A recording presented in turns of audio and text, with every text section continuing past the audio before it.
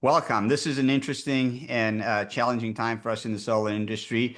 But before we get started, just real quick housekeeping, the disclaimer that this webinar should not be considered tax advice. You should always consult your tax advisor when making investments that have tax implications, such as investing in solar.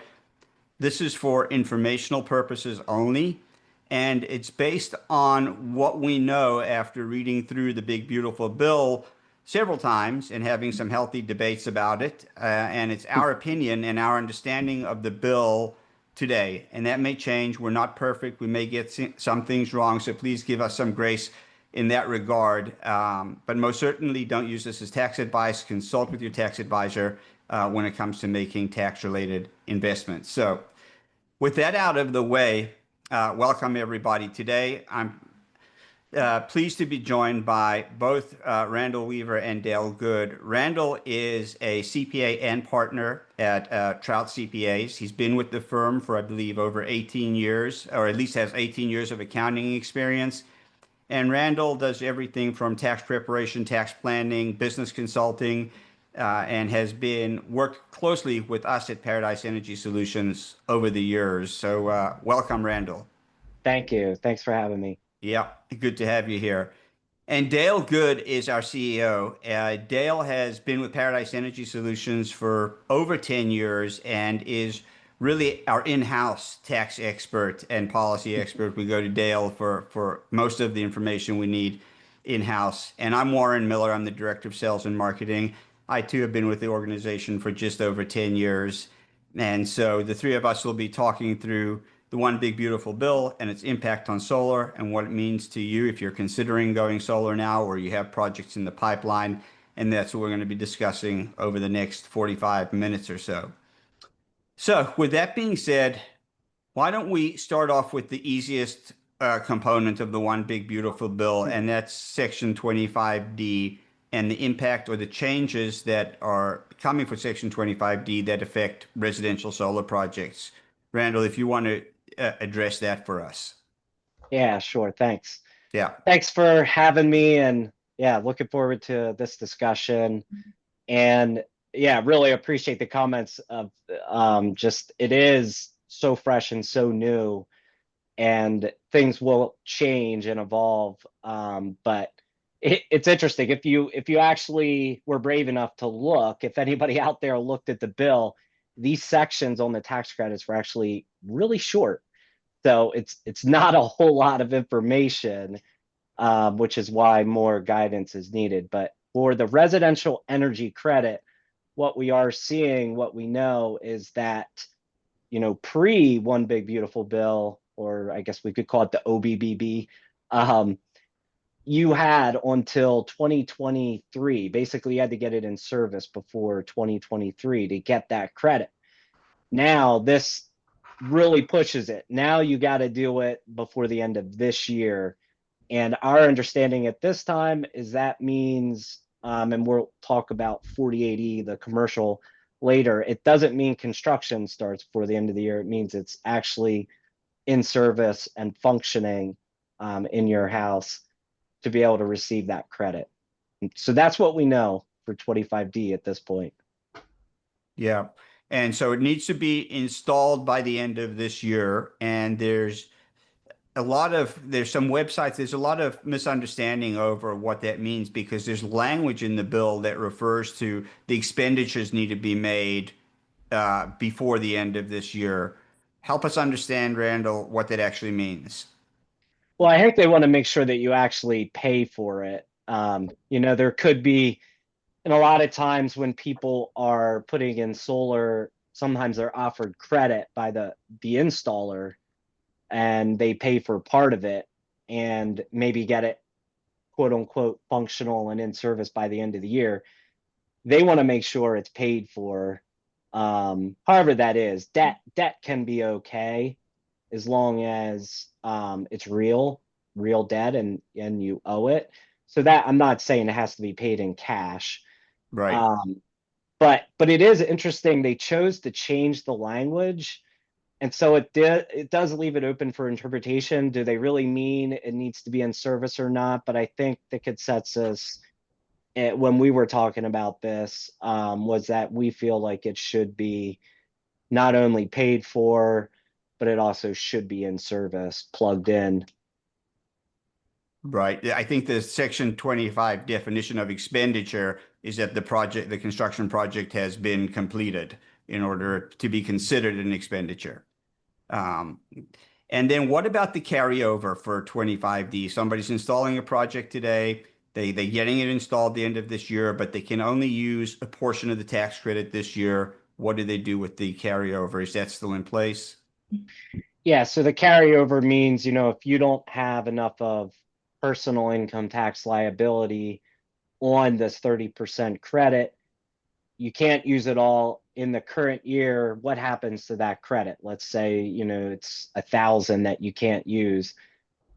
Previously, it was allowed to roll forward, and that means the next year, 2026, that $1,000 credit would be available. Our understanding is that hasn't changed, that even though 25D goes away, that the IRS should honor, and Congress wasn't meaning to take away a roll forward credit. Yeah. Yep. And again, always consult your tax advisor just to confirm. All right, Dale. So if somebody is customers of ours, either in the pipeline, already bought a project, or they're on the fence, they're thinking about installing solar, and the tax credit is important to them, what does this mean to them? It means they better move quickly, Warren. Yeah. I was thinking about this as a company, as Paradise. We've been hesitant to make it urgent for people to Yeah. make decisions and people to move and that kind of thing. This is a whole different ballgame, and now it is urgent. And I don't think I'm overstating that one bit. I mean, you look at a residential project, we can permit those, develop them pretty quickly, but they still have to get into an installation pipeline. And I can tell you, just from a company perspective, our pipeline is pretty tight between now and the end of the year. So if they've not even started, it'll be challenging. And I'm sure there's other installers out there who maybe can do it, but I'm sure a lot of them are going to face this crunch of how do we get these projects installed between now and the end of December. So, I mean, time is of essence.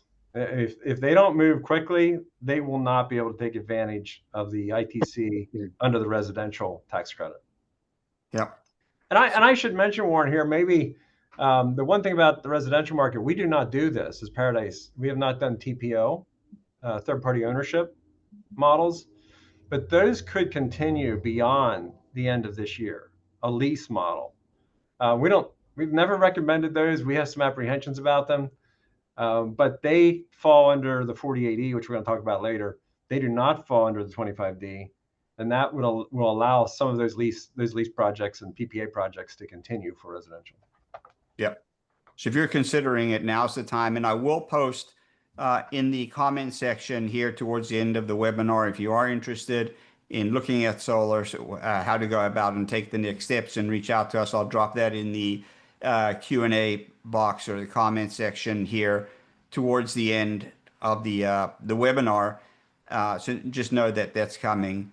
Why don't we jump into Section 45E and talk a little bit about that? It's more complicated, but also knowing at the same time that as we have this discussion about 45E, that 2 or 3 days after 45E was signed, President Trump signed an executive order asking the Department of the Treasury to provide updated guidance in terms of start of construction, as well as the FEOC requirements, the foreign entities of concern. And then we're going to get to that discussion, but we're going to start off and talk about Section 45E, what's changed, what that means, and what we know now that's in the bill. And then we'll get to what's potentially coming in that executive order. So Randall, do you want to address those, the 48E? Yeah, so just to back up a little bit, just historically, the legacy code section was 45 and 48, and then the Inflation Reduction Act, which happened under the Biden administration in 2020, August 2022, brought in this new 45Y and 48E.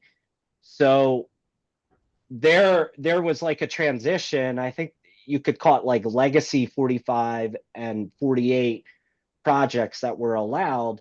And now we're entering this new, and there was so many regulations that came out, and Dale's laughing because there was so much discussion around what these regulations were going to say.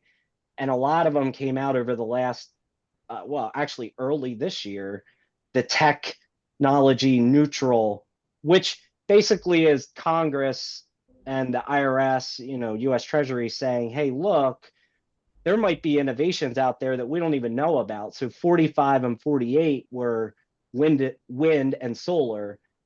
45Y and 48E are more general and broad, with the nod to, or the acknowledgement that, hey, there could be something out there and we just want to make sure it fits under that. So anyway, all that to be said, just like 25D, these projects were going to have the tax credit through the end of, actually was even further than 2032. There was then a phase down, and I don't understand the test because we weren't there, but it was going to be based, I think, on emissions. But basically, you could still get a tax credit under the old law after 2032. So what happened? What changed? Well, they had to pay for the bill. The bill had a lot in it, and they had to pay for it. And the one area that they chose to pick on, and like Warren said in the intro, this has really shaken your industry specifically because you guys definitely got picked on. And solar, there was iterations of the bill that were even worse, but this end result isn't that great. So the interesting, or the dates you need to understand if you're considering a project, talking about 25D being a tight timeline, 48E projects are still a tight timeline, but it's a little different. So now really, and I guess we'll get into start of construction discussion later, but if you start construction, and there's a whole area around that, but if you start that by a year after the bill was signed, so July 4th of 2026, that's a key date to remember. If you miss that date, meaning you don't start construction and you still want a tax credit, the project has to be done by the end of 2027. So it's a longer runway than what you have for the 25D, but obviously these projects are bigger and there's permitting and you got to work with local officials to get these projects to the finish line. So they will have challenges. Did you guys want me to add any more, or do you want to jump to? Yeah, no, if I could just provide clarity, I was going to leave these Q&As until the end, but Julina is just asking us to provide clarity or names or words to 48 and 45. I think meaning 25D and 48. If we just 25D is referring to the residential market, and the 45 is referring to the commercial market. Well, 48. I mean, 48E is the new one. That started in 1/1 of 2025. Correct. Yeah. So 45 and 48 are production. You can either take a production credit, which I'm guessing most Paradise customers are not going that route. No, it would have to be a much larger system, Randall, really.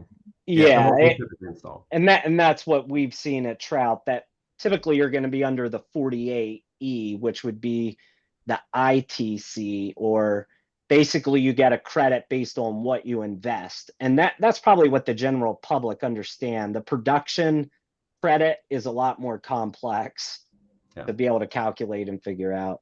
Right. Super. So if we could just go back to the commercial tax credit and the changes in the one big beautiful bill, and maybe just summarize the time frame, the timeline here, that in order to avoid the FEOC requirements and as well as the ability to install this past 2027, customers would need to sign up and safe harbor this year by the end of by December 31st of this year. If they miss that date, they still have until July or so of next year in order to preserve that 4-year installation window. But if they sign up after this year, they still have to meet the FEOC requirements, which we're going to get into in a moment. And then if they install after July 4th of next year, they have to have the project installed by the end of 2027, and they have to meet the FEOC requirements. Yes. Yep. So, Dale, what do customers do? How do they navigate this? Well, maybe I'll start, Warren, with something we're doing. Okay. Yeah. So we build projects every year to offset some of our tax equity under some other LLCs that we have. And for those projects, we are moving rapidly to attempt to safe harbor the project, which is to say we want to secure as many of the current provisions as we can under Section 48. The sooner we do that, the better in our minds. And so we're doing that. There's questions around this EO, and I think you want to get to that eventually. And I don't want to go too deep there yet. But my point is urgency is real. And if you want to take advantage of the best conditions for securing the ITC, the faster you move, the better. Yeah. I mean, we're trying to beat the executive order. Right. There's risk involved in waiting, for sure. Mm-hmm. Yes. So let's talk about, Dale, if we can, the two different ways maybe to safe harbor and what we're doing, what we're advising customers to do. Okay, so the two methods of safe harbor that have been available for years, I think it goes all the way back to maybe 2009 or something. Randall might know that better, but it goes back a ways, was the physical work test and the 5% safe harbor. So if you paid out 5% of the cost of the system, that was considered start of construction. And you then had 4 years to build the system. The physical work test is a little bit different. And that was used where you would be doing something that is unique to the either on-site or off-site development of that project. And it had to be custom. So you couldn't just say, we've got inventory for it. You could be building custom inverter supports or racking of some sort. It had to be custom. It couldn't just be off the shelf. And if you started that, then you had the 4 years, or you could even have a little bit longer than that. And it goes by the end of the year that you would start it. So if you start in 2025, you'd have 4 years, you'd have till the end of 2029. So in theory, you could have up to 4 years and 11 months if you started a project in January. That's what's been historic. That's what we've had. That's what we were operating under. That is still in play today, unless there's guidance that changes that. And so I put that caveat in there. But we're trying to take advantage of that as much as we can, hoping that it is not retroactive when they come out with the new guidance. Right. So as things stand right now, just to summarize that piece, Dale, that in order to safe harbor your project and preserve either the 4-year window and avoid the FEOC requirements, you either need to put a 5% deposit down. Here at Paradise Energy Solutions, we're being proactive, taking 6% or 7% and meeting the requirements. We have to spend that money and order parts. It's non-refundable, and that's one way to start. The other way is to actually start the physical construction on the ground. And that could all change based on the executive order. So 3 days after President Trump signed the One Big Beautiful Bill, he then signed, in order to get some of the Freedom Caucus Republicans to sign along with the One Big Beautiful Bill, he committed to them that he would direct the Department of the Treasury to tighten up and provide, I guess, stricter guidance or clarification on start of work and FEOC requirements.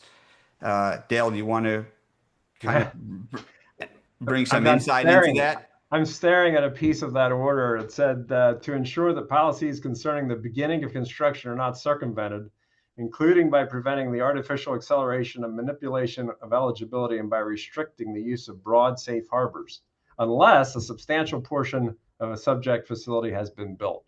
That was in the executive order. That's a lot of words. But I think what he's trying to do is clearly trying to restrict that safe harbor language for the beginning of construction. and that is completely subject to guidance, Warren. Yeah. So we're going to be completely at the mercy of the guidance that comes out from the Treasury Department.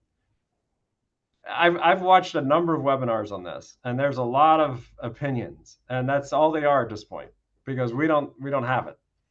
And there's certainly a lot of people who are probably speaking into this, including some senators who may not have gotten what they thought they're going to get when this bill went. And then you have the House Freedom Caucus, who is trying to get what they wanted. And what their goals were are pretty similar. I mean, are simple to understand. The Freedom Caucus wanted this to end by 2027. And the senators want to extend it into 2029 or 2030 to actually be able to build projects with their 1-year safe harbor period. Clearly, those are two different goals, and that's right where the Treasury's sitting right now. They're going to have to come out with guidance that takes us in one of those directions. If it goes in the direction of the House Freedom Caucus, they could easily shorten the 4-year safe harbor to a 2-year safe harbor, and everything ends at the end of 2027. That could happen.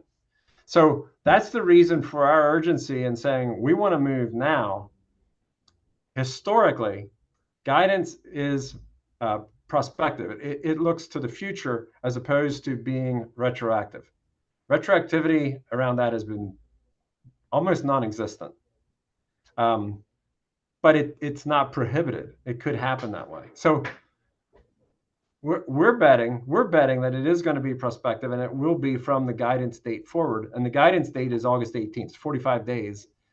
August 18th is a key date there.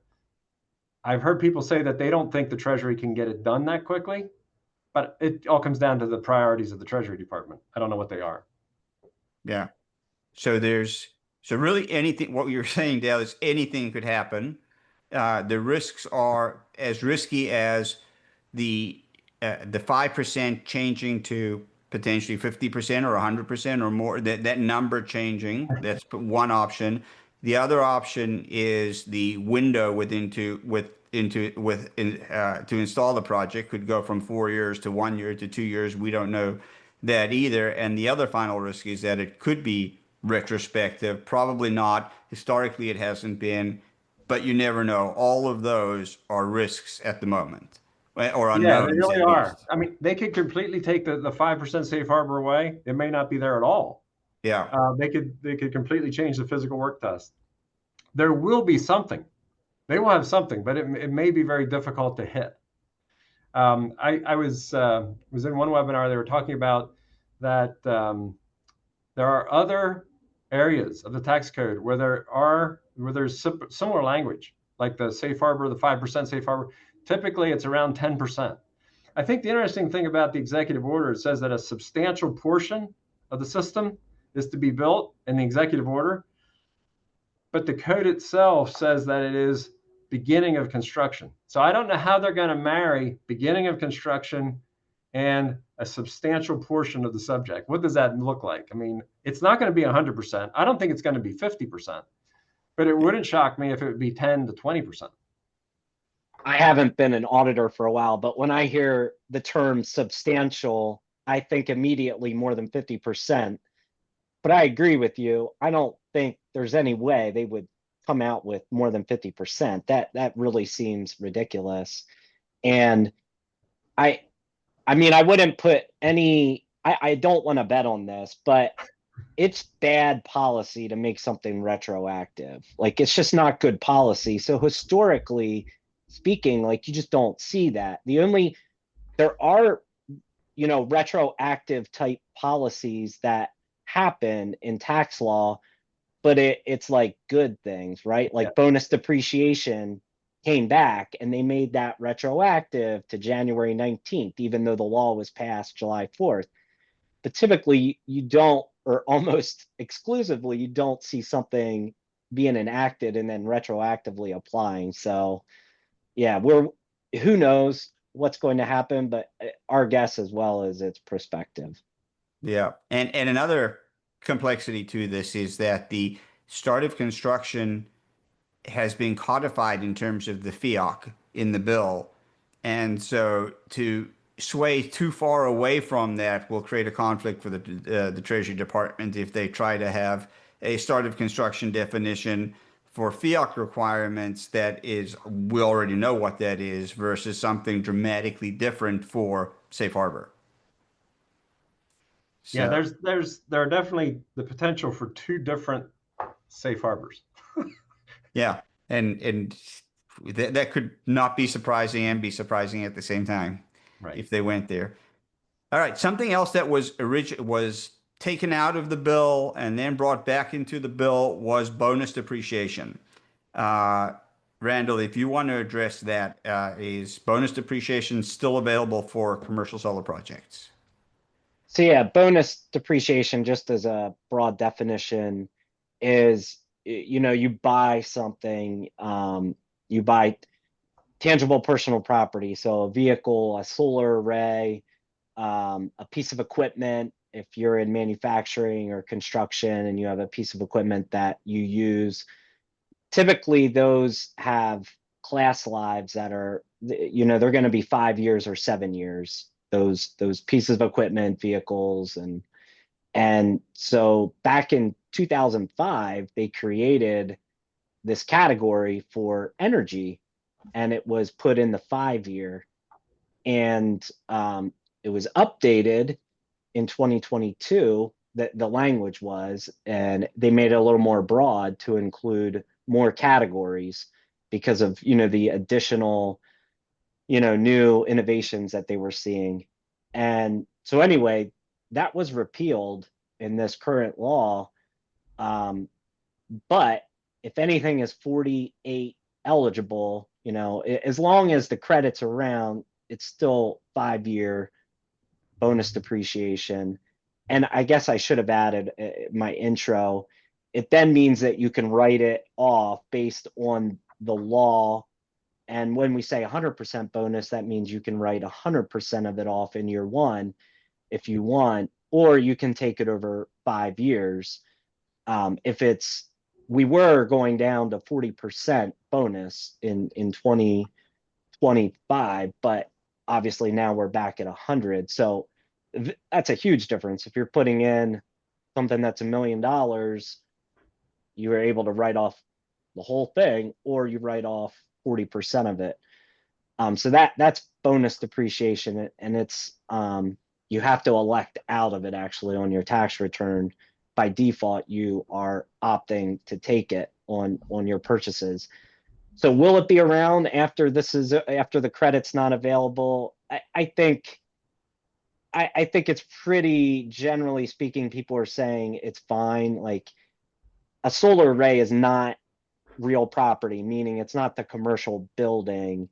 It's not, or if you put it on the roof of a building, it's not the roof itself, which a building is depreciated over 39 years, not eligible for bonus. So that would be a really bad result if you put your solar array at 39 years. You wouldn't get much tax benefit. The thought is it's going to be 5 or 7 year, even though this category was eliminated. Just by the nature of the property, my guess would be it might end up being 7 years. Great. But for now, for as long as the ITC is available going into next year and into 2027, as long as that's in place, bonus depreciation, the 5 year maker schedule, it still fits in that schedule, but 100% bonus depreciation can still be taken in year one. Correct. Super. Great. Well, why don't we jump into some of the questions that some of our attendees have posted. Wilson asked, does the law also apply to battery backup? That's an interesting question. Dale and I were just having this discussion earlier today, so I'll go to you on that, Dale. And for 25D, for the residential, batteries are the same as solar. So it's the end of the year if you want to take that 30% tax credit. For the commercial, batteries avoided the 2027 cliff and remain at the prior requirement, which gave them till 2033, and then I think it steps down, something like that, 2032 Yep. or 2033. So the batteries are still eligible for the full tax credit, including the adders, if they were getting the extra 10% for domestic content, 20 or 10% for energy communities. They do, however, still fall under the FEOC requirements, as I understand it, which means that after this year, those FEOC requirements need to be met. And I think that's going to be far harder to meet because of the battery supply chain. The battery supply chain is heavily impacted by China, and that's one of the countries. So that's the condition that I would see there. Yeah. And if So it flunks the FEOC test, then you don't get any ITC at all. right, right. So residential storage or batteries have to be in this year in order to get the tax credit. Commercial, not a problem going into next year, but we'll need to meet the FEOC requirements. Right. All right. Jonathan asks, 48E, how big does the project need to be? I think this question was posted when we were talking about the PTC versus the ITC. So I don't know if that's helpful in providing context, but Yeah, I was going to say, if it's a commercial property, commercial meter or anything, it qualifies for the 48E. So yeah. the size has nothing to do with 48E. It's more the purpose of the electricity. But the other piece of it was I'm saying, what did you say, Warren? We The were talking about PTC, the earlier. power, where it makes more sense on larger Yeah, projects to take right. the power tax credit or the production tax credit. A lot of times that would get used on. They used to have a flip model that they would flip ownership from the initial tax equity partner to long-term partners, and they would often use that to spread out the tax credit a little bit longer. But typically, you're talking utility scale systems, probably over 5 megawatts or so, where you have a really good rate involved, because that's calculated differently. The ITC is just a flat percentage of the project. The PTC gets adjusted, I think, each year to inflation or something like that, and it calculates off the rate. So it's an entirely different calculation. If you're under 5 megawatts, I'm thinking in most cases you would not want to consider the PTC. And Dale, as a reminder, 1 megawatt projects are normally like 3 million or more, right? Yeah, Somewhere around there. yeah. So 5 megawatt, I mean, that's a huge project. Yeah. It's 10 million or close to, well, 8 to Yeah. 10 probably. So yeah.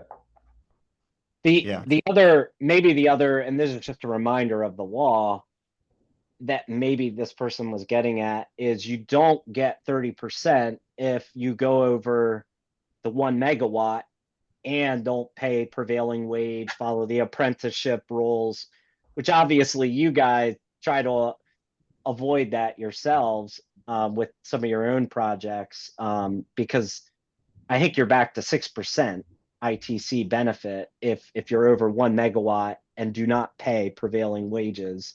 That is correct. Yes. So And that's kind of a big we deal. can build projects. Paradise is qualified to build those larger projects. We do have an apprenticeship program, and we can meet those requirements. But you are correct. That typically raises costs if you do that. So Absolutely. And one thing that I think we should just mention that we may not have is the adders still apply. The 10% adder for energy communities for domestic content, they're still in place for commercial projects going into next year and through 2027, and assuming you safe harbor till 2030, as well as the direct pay, but they will need to meet FEOC requirements and all of the requirements around the commercial tax code. All right. And Yeah, go ahead. maybe you meant this, Warren. Direct pay or transferability is still in place. So obviously it never was without complication, but that wasn't struck from the law. Right. Right. All right. Carlos is good morning from San Diego. Good morning, Carlos. If we start construction this year before the end of 2025, do we have until the end of 27 or 28?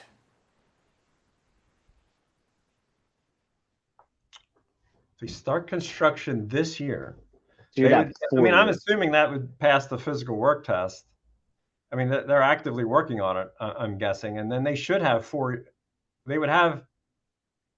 Okay, so here's where the guidance could get tricky. If they start before the guidance and they don't make it retroactive, they would have 4 years. They would have to land at 2029, actually, if they would continue construction that whole time.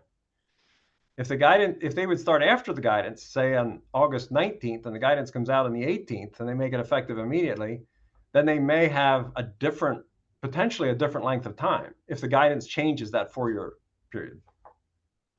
Randall, correct me if I'm wrong on that, but that's the way I would understand it. Yeah, I would say the risk of not starting construction now is that it's going to change. And it's probably a combination of two. I mean, my guess is it's not going to be a 4-year safe harbor. I'm guessing that's easy for them to change. I mean, they are threading a needle between the Senate and the House and how the law was written. But yeah, I feel like it's going to be a combination of a higher safe harbor or different physical work tests for starting construction and maybe changing the 4-year safe harbor. Yeah. Yep. And obviously the assumption here is that, Carlos, you're talking about commercial solar. Residential, you can't start it this year. You got to have it installed and completed this year in order to get the tax credit. All right. Next one is from an anonymous attendee. How do you demonstrate the beginning of a commercial solar project? I would say document everything really, really well. And to be honest with you, Warren, we're actually seeking some additional guidance around that, particularly with the physical work test. With the safe harbor, the 5% safe harbor is pretty easy. There's going to be a transaction. You want to make sure you take delivery within 105 days of placing the order, and you want to have a signed contract, and you want to have the confirmation of the order from your vendor, whoever you're buying the hardware from. Typically, we invest in hardware with that 5%. That's the easiest way to validate it. And you just want to make sure that transaction is very well documented. For the physical work test, I would suggest we have not used that, Warren, until now. And we're just talking about using it now with some of our own projects. But in that case, I would suggest the same thing. You've got to have good contracts in place, good documentation. I would suggest photographs of work on site or even work off site. What are they building, and make sure that the supply chain is validating that costing activity. So if we're buying it through a distributor, they need to be validating to us that they're actually pushing that through to the manufacturer. And on the physical work, same way. So I would say document. IRS auditors don't like and the more documentation you show them, probably the safer you are if you get into an audit situation. Absolutely. And I'll add, I haven't seen any 48 audits, but we have at Trout seen 25D audits. And it comes down to documentation. Like, they are going to just keep coming back if they start feeling like there was something that wasn't quite right with the solar install on your house. So if you can upfront have that documentation in place to prove that tax credit that you're taking, that's super, super important. Yep, excellent. Great point. All right, Fred wants to know, what's the likelihood that the executive order is challenged in court once it comes out within the 45-day period? How long would that likely take to get sorted out? And even if the courts freeze the executive order, would it still stand as the regulation until it is sorted out by the courts? Years. Oh, man. Oh, Randall, I thought you were going to bail me out on that one. Oh, I said years. Yeah, it's going to be a long time. That's the problem. I mean, yeah. I think if they make it retroactive, they raise the risk of lawsuits, because there'll be people who have already acted, and they could contest that. There could be enough money involved that they would contest it. I think if it's prospective, I think there's very little chance of challenging it. I mean, they function with guidance, and they can change it. The Treasury is allowed to do that. So I'm not sure what you would go after from a legal position to say that this is invalid, unless it would be really, really extreme in some way. That would be my perspective. I agree. Yeah, I mean, obviously, really big projects are going to be putting out really big money, but like you said, if it's prospective, I'm not sure what they would be suing them for. Right. Yeah. Yep. Okay. Harold wants to know, are there any changes changes for existing residential customers, i.e. who already have running solar systems? I'm not sure I followed that question completely, Warren. If it's already installed, they would have likely already taken their tax credit. If they didn't use the full tax credit, they should still be able to roll it into future years. Yes. And if you're thinking about adding on or buying a second system, then everything we talked about at the beginning applies to you. You really need to move really quickly and get that installed before the end of the year in order to take the tax credit. But if you have an existing system and you've already taken the tax credit or started taking the tax credit, you should be fine. All right. Fred, again, if a project has been designed to meet domestic content requirements, do they have any concerns on the FEOC requirements, or will they maybe have any new concerns with the new executive order as we best see it? I think there's definitely concerns there. We didn't talk a lot about FEOC. We've been mentioning it, but we haven't just honed in on it. But the FEOC requirement is very different than the domestic content requirement. Now, having said that, they're saying that out of the gate, they're going to use the same table. The difference is going to be what qualifies the hardware to pass that test. So domestic content for this year is 45%.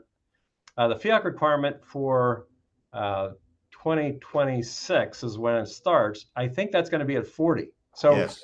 the domestic content's actually higher than the FEOC requirement. But the FEOC requirement... Dale, can you define FEOC since it's an acronym? Some people... Oh, yeah. It is. That's one of the bad things we do in the solar industry. We learn these acronyms, and then we throw them around like everybody understands them, right? Foreign entity of concern is what that stands for. And it's primarily aimed at Chinese imports and Chinese affiliated companies. And that's for there's other countries that qualify. North Korea is another one. Iran's another one. There's a fourth one. Russia. Yeah. They're the four that are foreign entities of concern. But the tricky part about the FEOC requirement that is different from domestic content. Domestic content, if you have a Chinese company, and there are some that are manufacturing in the United States, that qualifies for domestic content. That does not qualify to meet the FEOC requirement. So we consider it very, very important for projects that are in the pipeline to get their projects safe harbored before January 1, 2026, because the domestic content product that may be going onto that project may not meet the FEOC requirement. And if you don't meet the FEOC requirement, you get no ITC, none at all. So that's the challenge. Now, it is based on a percentage. You can use some product as long as you're underneath their percentages. So help me understand, Dale. I know you talked about earlier when it comes to FEOC that it is based on the entity. The company can't be a Chinese company, right, that owns it. But the component, in terms of the components that are used, that's using a similar scale to the domestic content. Yes. Okay. Right. It's the same. They're using the same breakdown. There's a safe harbor table, Warren, that breaks down your modules into like the back plate and the glass on the front and the cells and the way. They're going to use that same breakdown to start it. If the components are not from a FEOC company, they would qualify, FEOC entity. Right. That whole entity thing is interesting. It's based on percentage of ownership. So even if there's an affiliated, the whole supply chain is going to be challenged by who owns what inside these companies to get around that FEOC requirement. That's concerning because we don't know. I mean, we really don't know who owns pieces of our suppliers' corporations. And that's going to be relevant in this case. It is. But I think, and correct me if I'm wrong, that at that 40%, that means that 60% of the components can come from these FEOC countries. So it's not a very high bar to start, but it's going to increase. Right. That's correct. Yeah. Okay. Next is from an anonymous attendee. What steps should I take today if I want to consider going solar for my business? I am going to paste all of this information in here. Hopefully everybody can see this. I guess not. You can't. But if you are interested in moving forward, you can visit our website at paradisesolarenergy.com. you will see a get a quote button there. Just click get a quote and it'll take you there. We'll post this on the YouTube video as well. We also have on ParadiseSolarEnergy.com, we have a really robust learning center. If you want to learn more about all of these topics, we have great content there for you. And we also have a YouTube channel, the Solar Energy channel, which you can search and find. And we will have links when we post this webinar to YouTube on the Solar Energy channel. We'll have all of the links to our learning center and how to get a quote or take the next step. So great question there. Thank you for asking that. And Brian wants to know, can the ITC still be sold? Yes, it can be transferred. You can. Yep. Mm-hmm. We did talk about that. So the transferability. I'm sorry, Warren. The bill itself really didn't change much with the ITC, except how long it's in play. It didn't change many of the rules as far as the add-ons, the transferability, direct pay to nonprofits. They're all still there. That is, yes. And then finally, I know this is a point that we were discussing, not you and I, Dale, but others on that I think we should just provide some clarity on, is in order to safe harbor projects, they cannot be contingent on other grants or other opportunities. They have to be a binding contract. It has to be a binding contract. The safe harbor payment has to be non-refundable. Yeah. And the reason, I might add, Warren, you mentioned that we're taking 7% instead of 5%. The reason we do that is in case we hit any, well, there's administrative costs, obviously, that's part of it. But the other reason is, so the cost of the project, if it changes for any reason, when you go to utilities and you get upgrades to the grid and all that, if it changes and your safe harbor payment drops under 5%, and you could be talking 2-3 years down the road, then it doesn't qualify. You have to keep the payment above 5. And for that reason, we always recommend the 7%. Absolutely. And that, so just to summarize, that protects you from inflation. If you've got this 4-year window to install, prices go up, or there's additional costs that we're unaware of, all of it, you're now protected by providing an extra amount of that deposit by up to 20% or so. Great. Those are all the questions we have. So before we wrap things up here, is there anything else that you feel we missed or would like to add, Randall? I don't think so. I mean, I think like any investment, solar is a consideration. Well, actually, I do have something to add. As I was starting to say that, the last 2 days, if anybody is local geographically and is it Biz Now or Biz News? I forget. I think Dale gets it, but the last 2 days they're talking about data centers, and that's what the summit in Pittsburgh was about. Yes. About McCormick and Trump bringing data centers to Pennsylvania. Well, what do data centers take or need? A ton of energy. So it's just fascinating that as we're talking about what's happening in the industry, in the supply demand industry for our region, the demand is going to go up big time. And so it's just a fascinating juxtaposition, and it's going to flesh out. It's going to flesh out quite quickly, I think, in the next year or two. Yeah. And you bring up an interesting point. I think we would be remiss if we didn't talk about electric rates rising and the cost of energy, that we've seen substantial increases in the cost of energy over the past few years. And really, there's no end in sight. Yeah, that's a great point, Randall. I was going to actually go there too. But we've been tracking the government statistics around the price of electricity since 25 years ago. And it was relatively flat, Warren, for about 10 years. And then a couple of years ago, this thing took off again. And the reason was, for a long time, we were able to become more efficient. We went to LED light bulbs. We did all kinds of efficiency things. Now we're seeing this going the other way with the demand side with these AI centers. And they're huge consumers of electricity. It was fascinating that the day that the bill got passed in Washington, I got a memo from my state representative saying that Pennsylvania needs more supply. And now we have these conferences going on about all these AI centers that are coming to Pennsylvania. And it's like, we know what's going to happen here. There's really important auction coming up for PJM. It actually happened. I think it finishes today or tomorrow.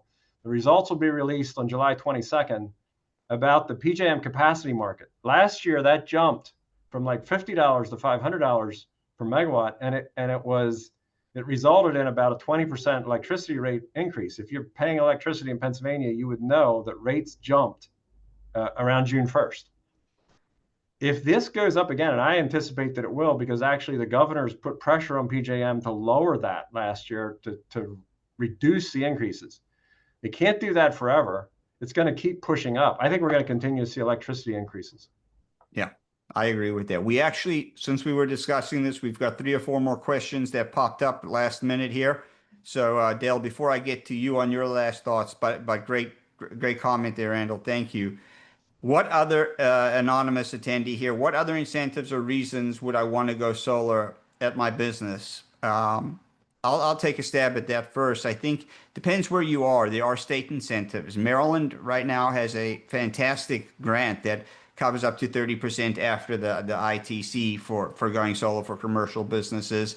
And really, depending on your location, there might be a variety of different incentives above and beyond the ITC that could be helpful. Of course, for environmental reasons, but also the cost of electricity, as we just went up, is another reason really to protect yourself and protect your bottom line from those increases.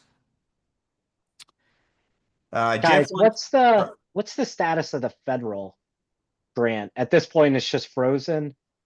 The USDA grant? Yeah. It's not.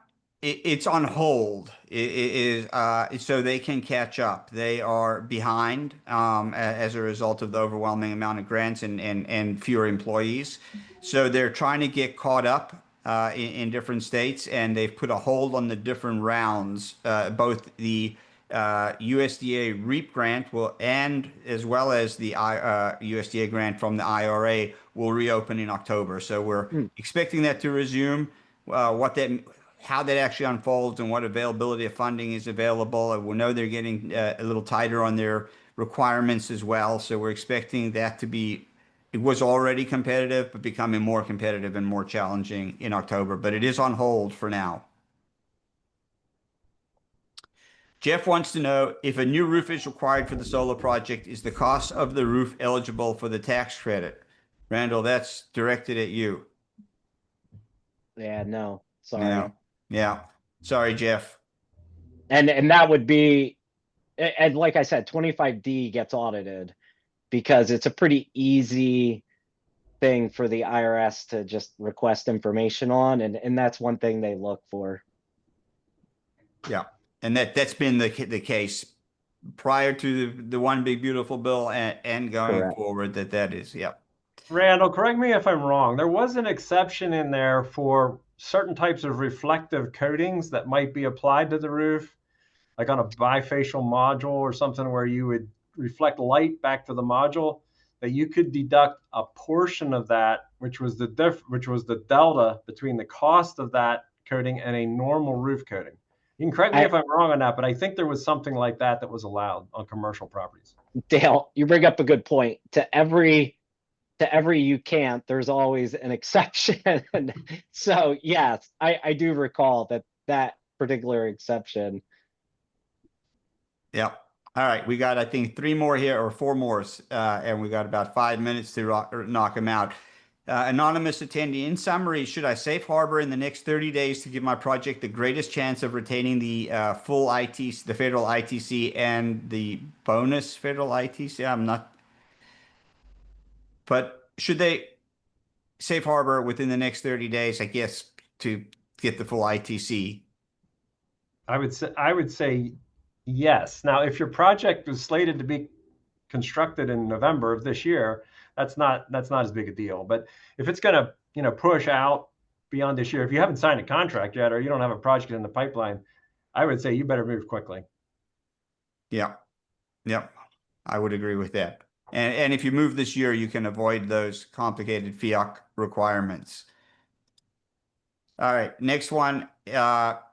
Another anonymous attendee. Pretty sure those data centers in PA are looking to power them with coal and not solar, I guess. Well, maybe natural gas. You know, Warren, I think the dilemma for the utility companies is what do they do? I mean, they're retiring fossil fuel plants. I think there's 10% of the supply is supposed to be retired in the next few years. I think by 2030 in the Northeast here. What do they do? Because the administration is going to change in 3.5 years. And what's going to happen? Are they going to invest in an expensive fossil fuel plant? I mean, gas turbines, I think the wait period just on the turbines over 2 years now, just to get one. Yeah. To build a natural gas plant, peaker plant. So I think the challenge for utilities is the same. It's like, how do we do long-term planning on large capital expenditures when this could easily change again? And they might make it very difficult or not allow the permitting for those coal-fired plants. So I think that, I think some of that, they're going to have to do something. They're going to have to build supply out somewhere, somehow. And some of it could be coal. But last year in the United States, solar was the largest new source of generation in the country. And if they take that out, there's going to be a challenge. And it's not that you could build probably a big enough solar project to power a data center, but it's that it's helping the supply, and because the demand is increasing, and it, like you said, it can be done more quickly. Now we're talking about it could take years, but that's still faster than nuclear, for example. Yep. Like our nuclear power plant at 3 Mile Island, like that thing, you would think they could just turn the button and it could come back on. Well, what are they estimating? That it's like 4 years to get that back online, and it's built. So imagine and that generates a ton of power, which is great, but the timeline for nuclear, for example, is just, it's way out there. Yeah. And actually, Jonathan commented most of the data centers will be supplied via nuclear and hydro. Susquehanna, 3 Mile Island, and Limerick operates, also buying power from Holtwood and Safe Harbor dams. So thank you for sharing that, Jonathan. All right. What is the earliest that the executive order could come out? Is it possible before 45 days, or is it very highly likely, or will it be near the 45-day mark? It could be today. I mean, it's supposed to be within 45 days. So it could be any time. I think realistically, it's probably close to the 45 days. And I've heard people project that the Treasury's understaffed and it might be a little bit longer than the 45 days. But the 45 days is the target, and that's August 18th. So D, all of the above. Yeah, it could be. It could be any of the above, right? Yeah. All right. And finally, how do you calculate the effective PPA rate given Helioscope 8760 energy toolbase? I'm not really sure what we that need our is. estimating department on for that one, Warren. I do not use Helioscope. Actually, we use a different platform altogether. Yeah. But that comes down to an investment and a return analysis. So. Right. And what the investor is looking for, really. Yes. Yeah. Right. Yeah. Great. Well, at this point, all the questions have now been answered, and I think we've provided great content. So thank you to both of you. Dale, I did want to give you another opportunity if there's anything you felt that we missed that you wanted to discuss really quick. I don't think so. I think there's 3 dates people need to keep in their mind. And the first date's an unknown one. It's when the guidance gets issued, because that could change the safe harbor rules. The second one is January 1, which is the FEOC requirement kicking in. And the third one is July 4th of next year, or thereabouts, when the 1-year safe harbor period completely ends. And then obviously the end of 2027 for commercial. So those to me that's the key. Keep those dates in mind. If you're planning to take action, you've got to beat the dates. So. Absolutely. Randall, any closing thoughts that we may have missed? I don't think so. Yeah, I think there's a lot of great information, and just echo Dale's final comments that those dates are super important to be aware of and to write down if you're thinking of doing a project.